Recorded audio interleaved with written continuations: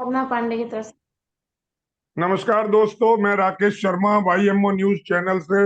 और आज एक बहुत ही विशेष मुद्दे पर मैं चर्चा के लिए आपको आमंत्रित कर रहा हूं। और जितने भी मेरे दोस्त इस चैनल को देख रहे हैं, मैं आज बता दूं कि हम आज बात कर रहे हैं कि जो वर्तमान में जो मीडिया अपने रोल से क्या भटक गया है, क्या उसका जो मेन उद्देश्य है सच को सामने लाना, सरकार की आंखें खोलना, सरकार को राह दिखाना, और जो समाज में घटित हो रहा है उसको पर्दे पर लाना, उसको आम जन जन तक पहुंचाना। क्या अपने इस बेसिक ऑब्जेक्ट से, में मूल उद्देश्य से, हमारा वर्तमान में चैनल मीडिया, चाहे इलेक्ट्रॉनिक मीडिया हो चाहे वो दूसरे सोर्सेज ऑफ मीडिया हो, वो कहीं भटक गए हैं क्या? आज हम इसी विषय पर बात करेंगे। और हमारे साथ आज बहुत ही मशहूर, मैं कहूंगा जर्नलिस्ट शाहजी हैं हमारे साथ, नीलेंद्र शाहजी। और हमारे साथ अंतर्राष्ट्रीय सनातनी महासभा के राष्ट्रीय अंतर्राष्ट्रीय अध्यक्ष दीपक जी हैं। हमारे साथ हिंदू महासभा के प्रवक्ता कौशिक गुप्ता जी हैं। हमारे साथ दिल्ली हाई कोर्ट की एडवोकेट साधना पांडे जी हैं। तो मैं आप सभी पैनलिस्ट का स्वागत करता हूं और सीधा सीधा कौशिक जी आपके पास आता हूं। कौशिक जी, आप जी। भी देख रहे हैं मीडिया को, हम भी देख रहे हैं, आम जनता भी सभी देख रहे हैं, सब घरों में टेलीविजन है और सभी कोई ना कोई चैनल देखते हैं अपनी अपनी पसंद का। क्या लगता है, जी अगर 1 घंटा न्यूज चैनल को देखा जाए तो क्या निकल के आता है और दिमाग में क्या उथल पुथल होती है, क्या सवालात उठते हैं? देखिए, मीडिया का तो हमेशा से ये काम रहा है कि शासन के पक्ष में रह करके ही बायस्ड होकर के प्रोग्राम दिखाती रही है हमेशा से। और मीडिया को इतना ज्यादा हाइप क्रिएट कर दिया जाता है उन मुद्दों पर जो जरूरी नहीं कि पूरे समाज के लिए आवश्यक हो, और बहुत सारे आवश्यक चीजों को छुपाती है। और इसी में कुछ अच्छी मीडिया भी है जो अच्छे ढंग से अपने न्यूज को दिखाती है। पर ज्यादातर अगर तादाद आप देखें तो ये सारे कमर्शियल चैनल्स और कमर्शियल हाउसेज हैं। पर मीडिया को लोकतंत्र का चौथा स्तंभ माना जाता है। तो कम से कम मीडिया से इतनी अपेक्षा तो की जाती है कि वो निष्पक्ष होकर के समाज की खबरों को, शासन प्रशासन की खबरों को, नैतिकता अनैतिकता की खबरों को वो सामान्य रूप से और संतुलित रूप से सबको दिखाया करे। तो इस चीज की शिकायत तो कहीं ना कहीं हर किसी को होती है, और ये नहीं होना चाहिए मीडिया में। नहीं तो क्या ये गिरावट नहीं है? क्या क्या ये अपने, जैसा मैंने कहा, जो हमारा आज का टॉपिक है कि जो हर हर उसका इंस्टीट्यूशन का एक अपना कर्तव्य है, एक बेसिक ऑब्जेक्ट है। मैं एडवोकेट हूँ, जी मेरा ऑब्जेक्ट है कि मैं न्याय को दिलवाऊं, मैं न्याय मतलब जस्टिस डिलीवरी सिस्टम का हिस्सा हूं, तो मैं उसका काम करूं, ना कि मैं कोई जी चाटुकारिता करूं या मैं कोई और दूसरा काम करूं। ठीक इसी तरह प्रेस का भी है। और हमारे साथ मुनीश गौड़ जी भी जुड़ गए हैं, सुप्रीम कोर्ट के बहुत ही सीनियर एडवोकेट हैं और सोशलिस्ट भी हैं, एक्टिविस्ट भी हैं। मैं आपका भी स्वागत करता हूं मनीष जी। और मैं दीपक जी आपके पास आ रहा हूं। दीपक जी, आप बताएं कि जब चैनल आप देखते हैं, कोई भी न्यूज चैनल, मैं किसी एक पर्टिकुलर की बात नहीं कर रहा हूं, तो क्या मन में उठता है, क्या आप रिसीव कर रहे हैं, क्या आपको नॉलेज मिल रही है देश समाज के बारे में, अंतर्राष्ट्रीय समाज के बारे में, या आपको कुछ और ही सुनने और देखने को मिलता है? देखिए, आपने जो क्वेश्चन किया है बहुत ही वैलिड क्वेश्चन है। और जनरली आजकल प्रिंट मीडिया में, सोशल मीडिया में या इलेक्ट्रॉनिक मीडिया में इस तरीके के सवाल जो है वो पूछने बंद कर दिए हैं। फर्स्ट ऑफ ऑल, मैं अपना परिचय आपको दे देता हूँ। मेरा नाम दीपक कुमार है और मैं अंतर्राष्ट्रीय सनातन हिंदू परिषद का राष्ट्रीय अध्यक्ष हूँ। और हमारी एक ऑर्गेनाइजेशन है छोटी सी, हम लोग कई सोशल इश्यूज पे काम करते हैं। मैंने ये पाया है अपने अध्ययन में कि जो ना सिर्फ भारत का मीडिया बल्कि इंटरनेशनल मीडिया भी चाटुकारिता का जो स्तर है उस स्तर के उच्चतम पैमाने पर इस समय मौजूद है। आज की डेट में भारत का न्यूज चैनल, भारत का प्रिंट मीडिया, भारत का सोशल मीडिया को तो मैं इसमें इन्वॉल्व नहीं करूंगा, लेकिन भारत का प्रिंट मीडिया और इलेक्ट्रॉनिक मीडिया चाटुकारिता के जिस स्तर को छू रहा है उस स्तर को तो वर्ल्ड का कोई भी मीडिया आज की डेट में अचीव कर ही नहीं सकता। First of all, that is my first point. Second thing is that कि चाटुकारिता के स्तर में भी अलग अलग डिफरेंट है, अलग अलग डिफरेंस है, अलग अलग शेड है, अलग अलग स्टेप हैं। इस समय भारत का मीडिया इतने निचले स्थान पर पहुंच गया है कि वो जो चौथा स्तंभ डेमोक्रेसी का था, वो स्तंभ तो आप भूल जाइए। एक सिविलाइज सिटीजन का जो मूल कर्तव्य है, उस पॉइंट ऑफ व्यू से भी अगर आप मीडिया को परखने की कोशिश पाएंगे करेंगे तो आप पाएंगे कि पूरी तरीके से मीडिया फेल है। भारत इतना बड़ा देश है, भारत के अंदर में 29 राज्य हैं और इतने सारे यूटीज हैं, उसमें से भारत के मीडिया को कोई इंपॉर्टेंट खबर नहीं नजर आती। भारत का मीडिया क्या दिखा रहा है? दीपक जी इंटरप्ट कर रहा हूँ। हमारा जो रैंक है मीडिया का वर्ल्ड वाइज जी 167 के पायदान पर है। हमारा जो स्थान है मीडिया के जो क्षेत्र में पूरे वर्ल्ड में 167 निचले नंबर पर हम है। हमारी रिलायबिलिटी, निचले हमारी विश्वसनीयता ये है। और जी ये मैं तो नहीं कह रहा मेरा हूँ, कहीं ना ये कहीं वर्ल्ड के आंकड़े कह रहे हैं, जो जो तो डाटा आता है वो कह रहे मेरी मेरी कई भी बात कहीं ना कहीं सत्य साबित होती है आपके वर्जन से भी। हैं। और जी मैं यही कहना चाह रहा था कि आज की डेट में इतने सारे राज्यों में क्या मीडिया के पास कोई नेशनल खबर नहीं निकलती? इतनी सारी यूटीज में से क्या कोई नेशनल खबर नहीं निकलती? मीडिया पूरा पूरा दिन सीमा हैदर को कवर कर रहा है, जबकि उससे ले दे के हमें कोई लाभ नहीं है। भारत के समाज में हम सीमा हैदर का उदाहरण जो है, वो पाकिस्तानी लेडी जो इंडिया में आई है, उसका क्या उदाहरण पेश कर रहे हैं? हम समाज को क्या पिक्चर दिखाना चाहते हैं?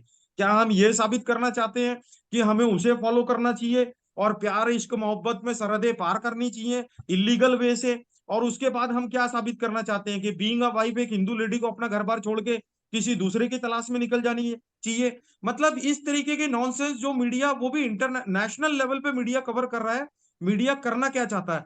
इस बात से मीडिया का ये लाइव एग्जांपल मैंने इसलिए दिया ताकि इस बात को आप समझ सके कि इस चीज की कवरेज से आपको मीडिया के स्तर का पता लगता है। और मैं ये बात कह के अपनी बात जी, कंप्लीट करता हमारे हूँ। हमारे बीच में मुंबई से, फिलहाल मुंबई में है निर्मलेंदु शाह जी हैं। शाह जी बहुत ध्यान से आपकी बातें सुन रहे हैं और मैं चाहूंगा तफसील से जवाब दें। इससे पहले मैं एक बार मुनीश गौड़ जी के पास आऊंगा। मुनीश जी, आप सुन रहे हैं मुझे? ऐसे डिस्कनेक्ट हो गए। ओके। साधना पांडे, एडवोकेट साधना पांडे, आप मेरी आवाज सुन रही हैं? Yes sir. जी, बताइए, आप जब न्यूज देखती हैं तो क्या मन में आता है, क्या लगता है आपको, क्या देख रहे हैं? फर्स्ट ऑफ तो मैं सबको नमस्कार बोलूंगी अपनी तरफ से। जी और जो आज जो मीडिया का स्तर जिस तरीके से गिरता जा रहा है, उसको लेकर के बहुत ज्यादा सभी के मन में चिंता है और मेरे भी है। रीजन ये है कि जब भी हम न्यूज चैनल्स खोलते हैं और उनको देखने बैठते हैं तो हम ये सोचते हैं कि हाँ, हमारे देश से जुड़ी हुई कुछ परेशानियां होंगी, बॉर्डर से जुड़े कुछ न्यूज होंगे। और बहुत सारे ऐसे न्यूज हैं जिसकी जो है हर किसी के जो है तलाश होती है कि हाँ, उस तक वो न्यूज पहुंचनी चाहिए। परंतु न्यूज चैनल्स ज्यादातर यही कर रहे हैं कि हमें जो खबरें दिखानी चाहिए वो खबरें ना दिखा करके जो वाहियात न्यूज है, जिनका कोई मतलब ही नहीं है, कोई मोटिव ही नहीं है, उनको मिर्च मसाले के साथ प्रेजेंट कर रहे हैं। तो उसको देखने के बाद ये मन में आता है कि हाँ, हम न्यूज चैनल्स को क्यों ही देख रहे हैं। मुनीष जी जुड़ गए हैं। मुनीष जी, आपका स्वागत है। मुनीष जी, बात चल रही है कि मीडिया अपने मूल उद्देश्यों से भटक कर कहीं गुमराही के दौर में चल रहा है, गुमराही के रास्ते पर चल रहा है, और जो चीज उसको दिखानी चाहिए, जिसको उजागर करना चाहिए, उसको नहीं करके कुछ ना कुछ बायस सब कुछ दिखा रहा है। आपका क्या कहना देखिए शर्मा जी, ये मीडिया का जो रोल था सोसाइटी में, वो ये इंडिपेंडेंट रोल था। है? लेकिन जी हुआ क्या है, गत वर्षों में इनको अपने एग्जिस्टेंस के लिए बाहर से मदद लेनी शुरू कर दी। अब ये जो है एडवर्टिजमेंट पे इनका जीवन जो है डिपेंड करता है कि मीडिया इनका चलेगा भी या नहीं चलेगा। तो इन्होंने विभिन्न राजनीतिक पार्टियों से जब पैसा लेना शुरू कर दिया, वो डायरेक्ट नहीं होता है लेकिन इनडायरेक्टली होता है। जैसे कभी किसी स्टेट के अंदर कोई सरकार है, किसी पार्टी की सरकार है, तो उसके माध्यम से विज्ञापन जो आ रहे हैं, और फिर उसके बाद में जो अब कोई इनको पैसा देगा तो अपने नैरेटिव सेट कराएगा। तो इन्होंने उसी के अनुसार अपने नैरेटिव भी सेट करने शुरू कर दिए, उसी तरह की भाषा बोलनी शुरू कर दी, उसी तरह के सवाल करने शुरू कर दिए, जिससे कि उनको जवाब भी उसी तरह से मिले, और लेकिन कुछ चीजें लेकिन इग्नोर क्या करने शुरू कर क्या दी। क्या ये हमारे राष्ट्र के लिए घातक नहीं है? क्या हमारे समाज के लिए घातक नहीं है? क्या हमारे आने वाली पीढ़ियों के लिए बहुत भयावह स्थिति नहीं है कि सच को दबा दिया जाए और केवल वो परोसा जाए जो अच्छा लगे, जो बेनिफिशियरी हो, खास तौर से बिल्कुल शर्मा सत्ताधारी जी, पार्टियों का। बिल्कुल आप बिल्कुल सही कह रहे हैं कि जैसे जैसे इसमें भागीदारी सत्ताधारी पार्टी या किसी राजनीतिक पार्टी की बनेगी तो मीडिया बायस्ड हो जाएगा। और अब आज की तारीख में मीडिया बायस्ड है। आपकी जानकारी के लिए, अब मैं अपना निजी तौर पे मैं कह रहा हूं कि मेरा न्यूज चैनल को खोल के उनकी न्यूज पढ़ना भी मुझे को अच्छा नहीं लगता है। जो जिस तरह से पहले न्यूज आती थी, न्यूज का मतलब ये होता था कि इधर उधर जो भी खबरें होती हैं उनको बराबर माप तोल के परोसी जाए, और ये भी ध्यान रखा जाए कि इसका सोसाइटी पे क्या असर पड़ेगा। मतलब कि सोसाइटी का असर आज की तारीख में ये हो गया कि नेगेटिव न्यूज को इतना बार बार उनको छापा जाता है, बताया जाता है। और पहले प्रश्न में आप देख लीजिएगा, कोई आपको अच्छी न्यूज जो आप कहिएगा कि समाज इंफॉर्मेटिव में न्यूज मीन्स इंफॉर्मेशन, नो है नथिंग। इंफॉर्मेशन, इंफॉर्मेशन वाला या जो चैप्टर है वो खत्म है। वो जी समाप्त होता जा रहा है। बिल्कुल। हमारे साथ बॉम्बे से निर्मलेंदु शाह जी हैं, डिफरेंट डिफरेंट न्यूज चैनल्स में रहे हैं और प्रिंट मीडिया में भी रहे हैं। निर्मलेंदु जी, आप मेरी हाँ बात बोलिए, सुन रहे हैं? नमस्कार। नमस्कार। बिल्कुल सुन रहे हैं। देखिए, आपने सुना, ये हम आम आदमियों की बात है। आप बुद्धिजीवी हैं, पत्रकार रहे हैं और वरिष्ठ पत्रकार हैं। अब ये बताइए, जब आपने पत्रकारिता शुरू की तब, और जो आपने दौर देखा तब और आज, कितना गिर गया है? कुछ उठने की गुंजाइश है मीडिया जगत को? ये और नीचे गिरेगा, ये पत्रकारिता और नीचे गिर जाएगी। पत्रकारिता करके कुछ नहीं रहेगा, इस बात को गांठ बांध लें। क्योंकि गणेश शंकर विद्यार्थी से जो शुरुआत हुई है, उन दिनों जो लोग थे, धर्मवीर भारती, सुरेंद्र प्रताप सिंह, उदयन शर्मा, संतोष भारतीय, नैयर साहब, ये सब लोग पत्रकारों की बिरादरी में एक स्तंभ हुआ करते थे, जिसे हम लोग चौथा स्तंभ कहते हैं। आज वो वो स्तंभ नहीं है, और नहीं होने के कारण पत्रकारिता जो है ये क्या कहते हैं, कॉरपोरेट जगत जगत के उसमें चला गया है। आजकल कॉरपोरेट का राज है। पत्रकार जो होते थे पहले, पत्रकार बनने के लिए, मतलब देश की सेवा करने के लिए आते थे, अपना पॉकेट गर्म करने के लिए नहीं आते था। पत्रकार पत्रकार नहीं होते, वो अपना पॉकेट गर्म करने के आते हैं, कितनी सैलरी पैकेज होगी वो देखने आते हैं। बाहर में जाए देश और बाहर में जाए सारे लोग, जनता, उनसे मतलब नहीं होता है। और वो इसलिए भी बाध्य हो जाते हैं, अगर किसी को 2 लाख रुपए सैलरी दी जाएगी तो वो जो कॉर्पोरेट घराना है उन्हीं की बात सुनेंगे, जो मालिक है उन्हीं की बात सुनेंगे। और इसीलिए रवीश कुमार जैसे लोगों को, इसीलिए और भी पुण्य पशु जैसे लोगों को हटा दिया जाता है। हेलो, आप सुन रहे हैं? हेलो। सुन रहा हूँ सर, सुन रहा हूँ।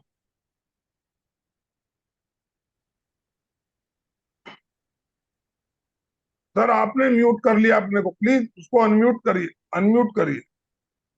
हाँ, आप कर हाँ दिया। हाँ, मैं हाँ आपका ठीक है, अनम्यूट हो गया। सॉरी। जी, सॉरी सॉरी।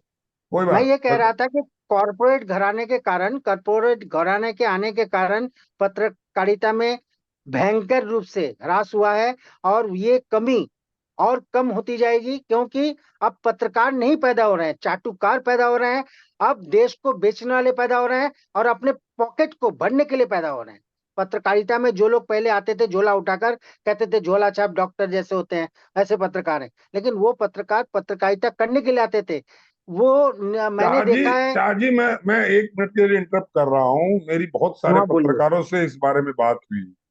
आप, अगर हम पत्रकारों को ही सिर्फ कहें तो वो कहीं बेईमानी हो जाएगी। बिकॉज पत्रकारों से जब मेरी बात हुई, उन्होंने कहा कि हम अगर ये छापते हैं, मसलन दिल्ली का ही उदाहरण ले लीजिए कि केजरीवाल ये गलत कर रहे हैं, मैं तो मैं केजरीवाल आपको अखबार बता के चुका मालिक हूँ को, सर मैं आ रहा हूँ वहीं, सर। अभी कि अभी मैंने बताया केजरीवाल कि मालिक मालिक को न्यूज मालिक खरीद लेते को हैं। उसको एडवर्टाइजमेंट देता है। करोड़ों रुपए का एडवर्टाइजमेंट हर महीने आ रहा है। मैं अगर मैंने एक अभी भी अभी खबर आपको गलत छाप दी गई सर, तो उसको, पत्रकार को नौकरी से हाथ धोना पड़ेगा। हाँ, तो तो यही बात तो मैं पत्रकार का आपको कह कसूर नहीं, रहा था उसे तो अभी। रोटी खानी है, उसे बच्चे पालने हैं। नहीं नहीं, मैं यही बात तो कह रहा था कि 2 लाख रुपए अगर किसी को दे दिया जाएगा तो वो आदमी क्या करेगा? वो आदमी जो है मालिकान है, उनकी बात सुनेगा। इनमें से भी कुछ लोग निकल कर आते हैं, जैसे पुण्य प्रसून वाजपेयी है, जैसे हमारे अभिसार हैं, जैसे हमारे और भी लोग हैं निकल कर जो आते हैं, नाम अचानक मुझे याद नहीं आता। वो लोग इसीलिए आ पा रहे हैं क्योंकि उन्होंने मालिक की बात नहीं सुनी। उन्होंने अपने दिल की सुनी, अपनी जबान की सुनी, अपनी अपना अपना जो कर्तव्य है वो निभाया। तो मैं लेकिन वो वही कह रहा हूँ कर्तव्य, कि सर, कर्तव्य निभाने से अगर रसोई में खाना बनना बंद हो जाए, रोटी ना मिले, तो दिक्कत आएगी।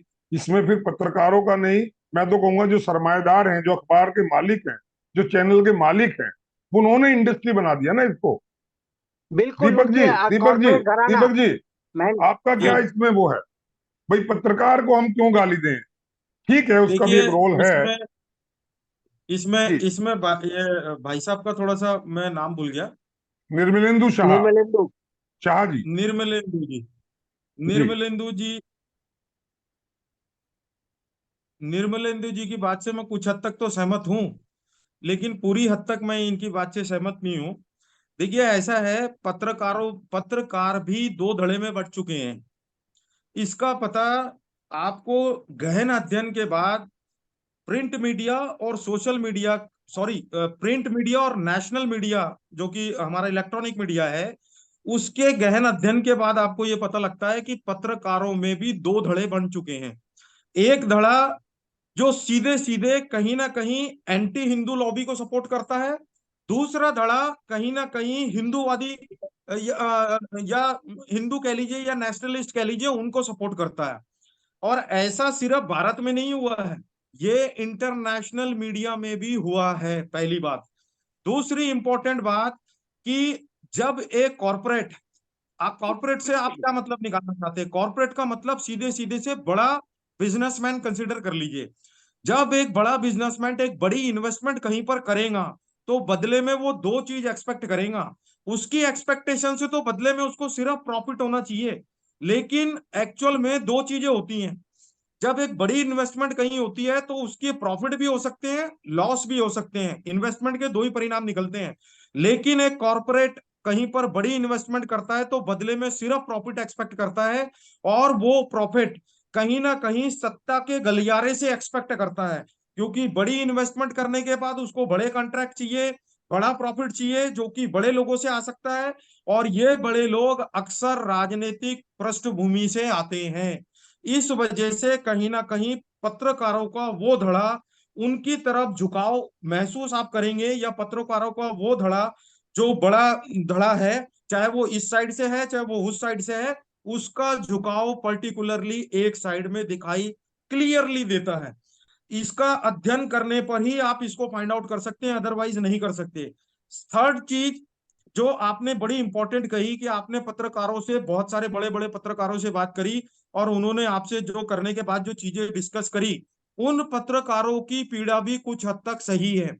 अगर आज की डेट में कोई भी मीडिया है, चाहे वो किसी भी कॉरपोरेट का है चाहे किसी का नहीं है, उससे कोई फर्क नहीं पड़ता, लेकिन एक स्वतंत्र पत्रकारिता की अंजाम भारत में अब सिर्फ दो बचे हैं, या तो जेल की सजा या मृत्यु।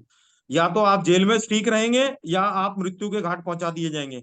निष्पक्ष पत्रकारिता करना जानलेवा काम है। मैं भी बड़े बड़े चलिए, मैं पत्रकारों मैं से आ रहा हूँ, नहीं आप डराइए नहीं, पत्रकारों को अभी भी बहुत वजूद है लोगों में। कौशिक जी, कौशिक गुप्ता जी, आप इतने बड़े सभा के, हिंदू महासभा के राष्ट्रीय प्रवक्ता हैं। आप क्या महसूस करते हैं, क्या ये नेशनल लेवल पे ही इसका गिरावट आई है, या क्षेत्रीय जो अखबार हैं या क्षेत्रीय जो मीडिया चैनल्स हैं, उनमें भी इस तरह का गिरावट आ गई है? कौशिक जी, मेरी आवाज सुन पा रहे हैं? कौशिक जी नहीं है। चलिए, मुनीष जी, मुनीष जी, जी जी। जी कहिए। आप सुन रहे हैं, मतलब जो हाँ, दीपक जी सुन ने रहे हैं। कहा, क्या क्या इसका कोई मतलब वे आउट निकल सकता है?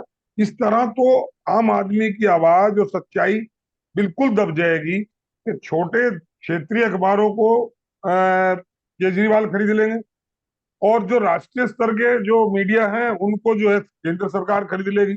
तो केंद्र के बारे में वो कोई खबर नहीं गलत देंगे, जो सच है वो नहीं देंगे, और क्षेत्र के बारे में जो है वो केजरीवाल के खरीदे हुए नहीं देंगे। तो ये आम आदमी को क्या मिलेगा?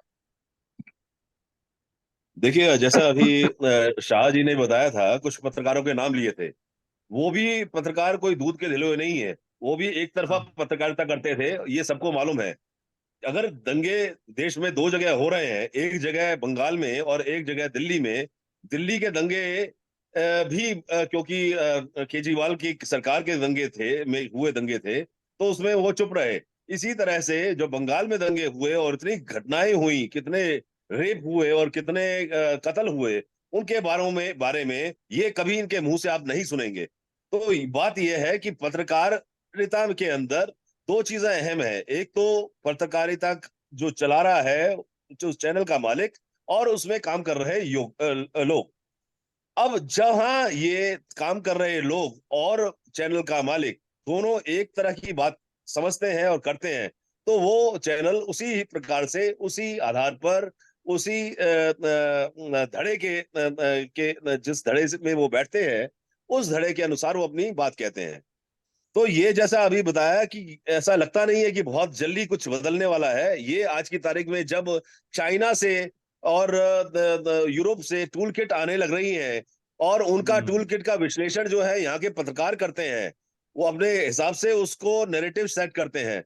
अभी जो क्लिक का मामला आया है और उसमें जो कुछ हुआ है, कितना पैसा आ चुका है यहाँ पर अभी आने वाले चुनावों के अंदर खर्च करने के लिए, और वो क्या आपको लगता है कि अगर पैसा आएगा तो वो वही बात नहीं करेंगे जो पैसा लेके की जानी चाहिए? तो पैसा लेके वही बात कर रहे हैं कि किसी तरह से केंद्र की सरकार को गिराया जा सके, और इसी तरह से जो जो मालिक हैं, जो न्यूज चैनल के मालिक हैं, जो टीवी चैनल मीडिया के मालिक हैं, वह भी अब चैनल खरीद रहे हैं, जिससे कि उनका सीधा प्रभाव इन राजनीतिक दलों के ऊपर होना शुरू हो जाए। अन्यथा ये अगर जो चैनल के मालिक हैं, अगर ये पूंजीपति और किसी क्षेत्र में भी काम करते हैं, धन कमाने का उनका और भी कोई जरिया है, तो वो भी जरिया जो है वो इस पत्रकारिता, इस चैनल के माध्यम से उन पे हावी पड़ता है, उन नेताओं के ऊपर। आपने देखा होगा कि जब भी कभी नेता के पास में अगर बाई चांस आप बैठे हुए हैं, तो कोई पत्रकार आता है तो उसको बहुत जल्दी टाइम मिल जाता है, उसको वेट नहीं कराया जाता। कहिए, कहते हैं लाइए लाइए, बुलाइए बुलाइए उनको, बताइए क्या कह रहे हैं। तो फिर आपस में बात होती है उनकी इस विषय के ऊपर, कहता है ये विषय पे मैं इतना तो बोल पाऊंगा, इतना नहीं बोल पाऊंगा, तो आप देखिएगा कि इतना ही छपे, इतना ही बढ़े, इतना आगे बढ़े। तो सारी तो अंडरस्टैंडिंग हो रही है यहाँ पे अब। तो ये अंडरस्टैंडिंग अब कम नहीं होने वाली है, क्योंकि इसके लिए मीडिया के अंदर पैसा आ गया है और बिना पैसे के मीडिया चल नहीं सकता है। तो उसमें क्या करेगा आम आदमी? शाहजी एक बहुत बड़ा सवाल मुनीष जी ने उठाया है कि पैसा इन्वॉल्व हो गया, कुछ हो नहीं सकता है। बिल्कुल निराशा भरी सोच की तरफ हम मुड़ रहे हैं। आप इसमें बोलने मैं एक दीजिए। और चीज जोड़ूंगा, जो सोशल मीडिया है आज की तारीख में, वो सजग मीडिया है, वो सजग कर रहा है व्यक्ति को। ऐसा लगता है कि कहीं नहीं, ठीक है, उसके लिए ये हमें जो और आपको खड़ा होना सोशल पड़ेगा। मीडिया है मैं वहीं अपना आऊंगा, अपना स्थान ऐसा मुनीष जी वहीं आ रहा अपना हूँ स्थान अभी। इतना बना लेगा। राकेश जी सुनिए, सेकंड राउंड में वहीं आ रहा हूँ। जी राकेश जी, जी मैंने एक लाइन में एक बात कही थी, आप लोग शायद समझ नहीं पाए। वो जी। है कि ये पत्रकारिता इसीलिए गिरती चली जाएगी क्योंकि पूरी तरह से धनाढ्य वर्ग का राज हो गया है। ठीक है, अभी पत्रकारिता नहीं रही। वैसी बात को इन्होंने विश्लेषण करके आपको समझाया मुनीष जी ने। क्या मैंने कोई पहले ही उम्मीद कह है दिया, शाह जी, कोई उम्मीद है कोई इसको उम्मीद, सुधार की, अभी कोई इसकी उम्मीद गिरावट नहीं को है। रोकने की? सब लोभी पत्रकार की बात नहीं कर रहे, पूरी दुनिया लोभी हो गई है और कोई दूसरे के बारे में नहीं सोचता, सब अपने बारे में सोचता है। इसलिए वो जमाना गया, भूल जाइए। पत्रकारिता पत्रकारिता से अधम में अधम तक अंत तक पहुंच गई है। इसको कोई नहीं बदल सकता, सरकार बदल सकती है।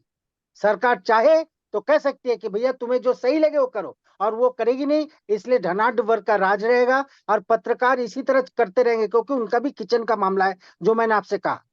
तो तो क्या ये बात आम जो है, आदमी, शाह जी, क्या आम आदमी निराश होकर के और हताश होकर के बैठ जाए और राम भरोसे अब अपने आप आप को अब छोड़ दे?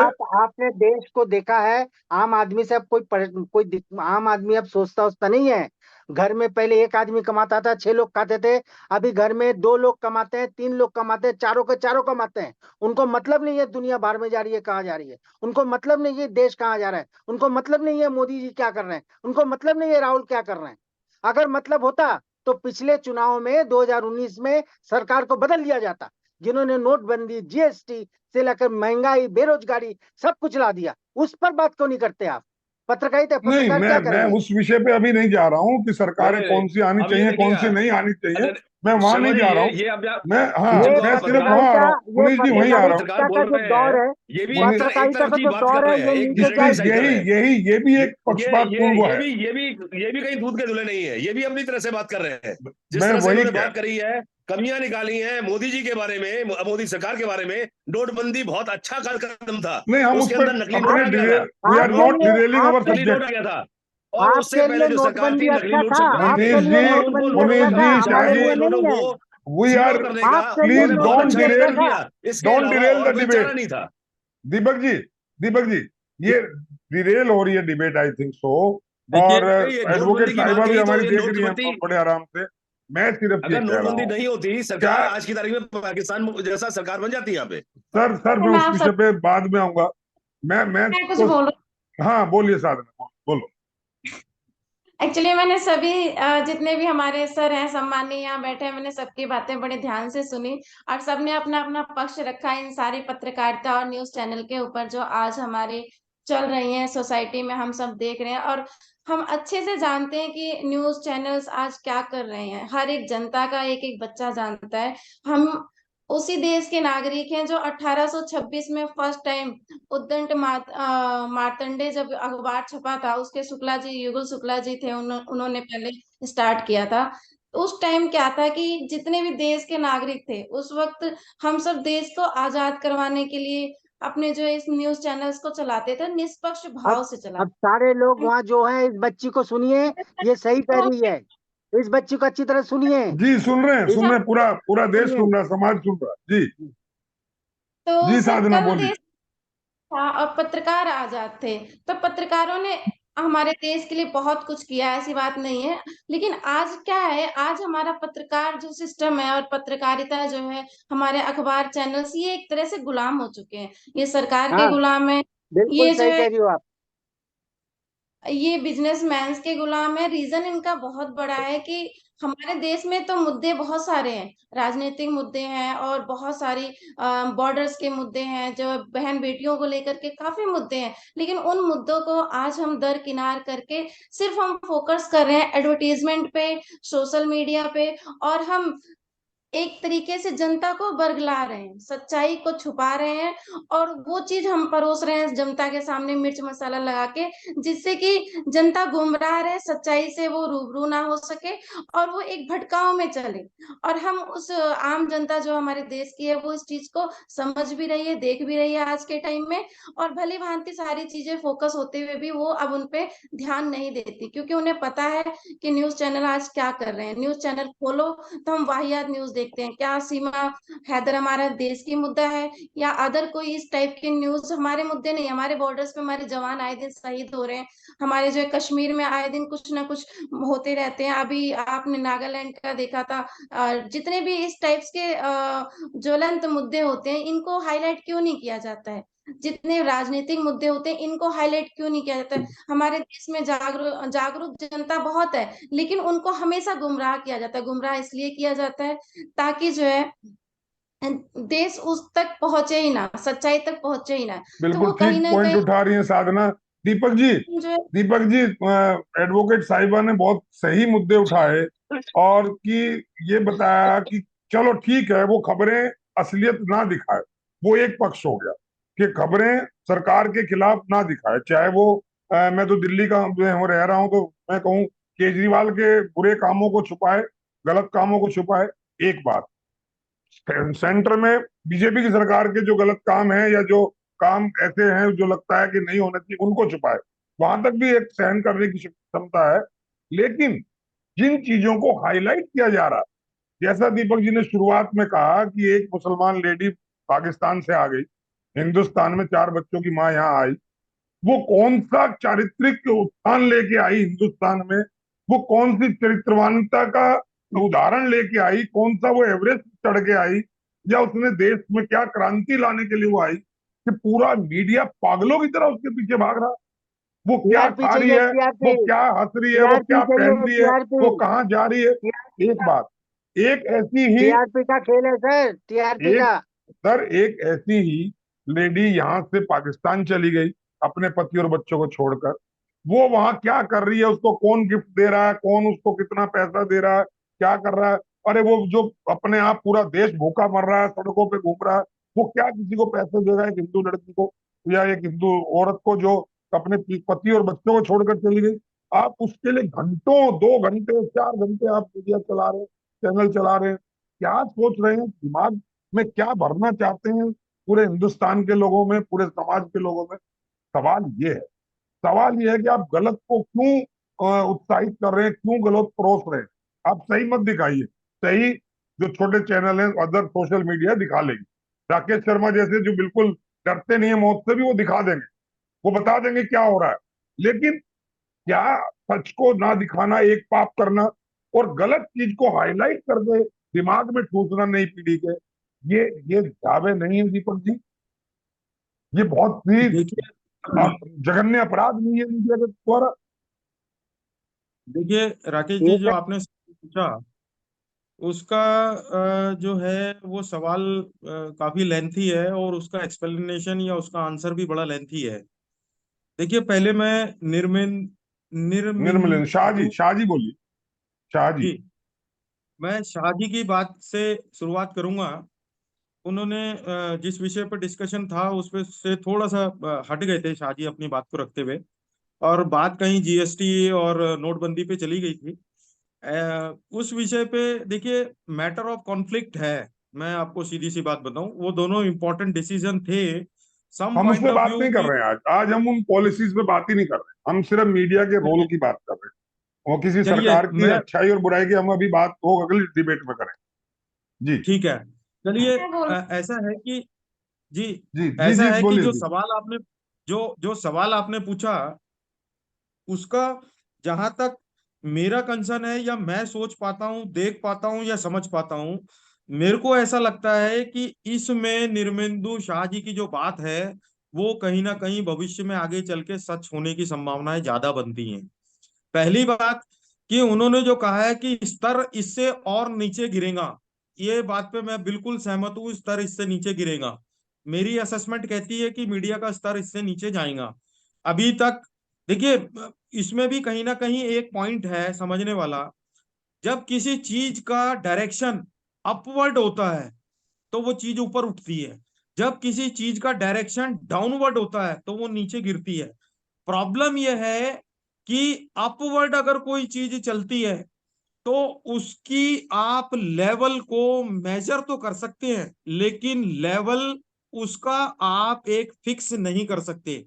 कोई चीज ऊपर अगर उठ रही है तो उसका एक अल्टीमेट सोर्स जो है वो हमारा एटमॉस्फेयर है, उसके बाद जाके आप उसको ट्रैक नहीं कर सकते।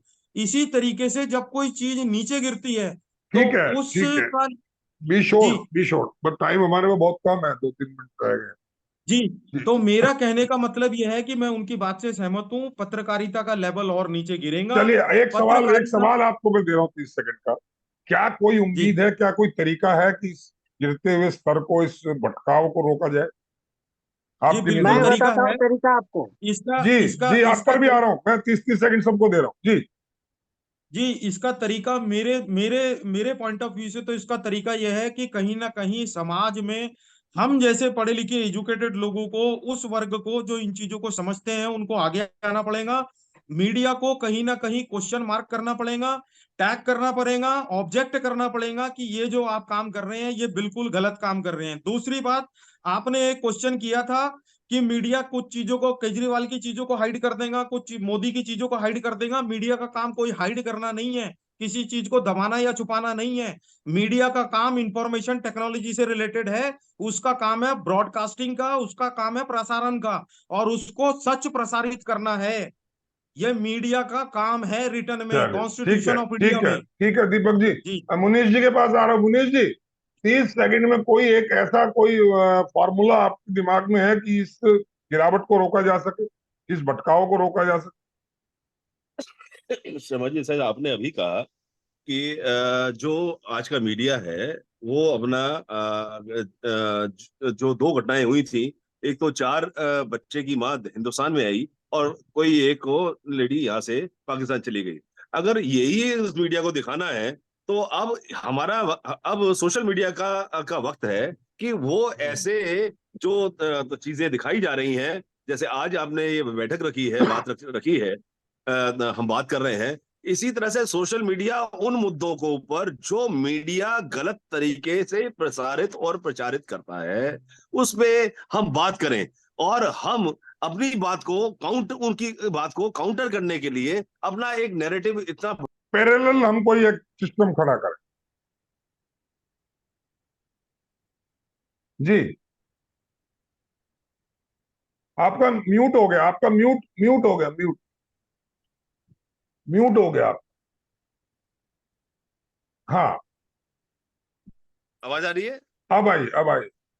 हाँ, जी, तो ये सोशल मीडिया चलिए, बिल्कुल सोशल मीडिया का एक पैरेलल हमें सिस्टम खड़ा करना पड़ेगा, लगता है जब भी तभी ऐसी कोई शायद बात कुछ हो हो तो सोशल पाएगा। मीडिया और हाँ, 30 सेकंड सर इन मैं दे बातों रहा हूँ पे शाह जी चर्चा करें। आपको, 30 सेकंड बचे, 1 मिनट बचा, 30 सेकंड शाह जी आप ले बताइए, कोई एक देखिए, फार्मूला आपकी नजर में है?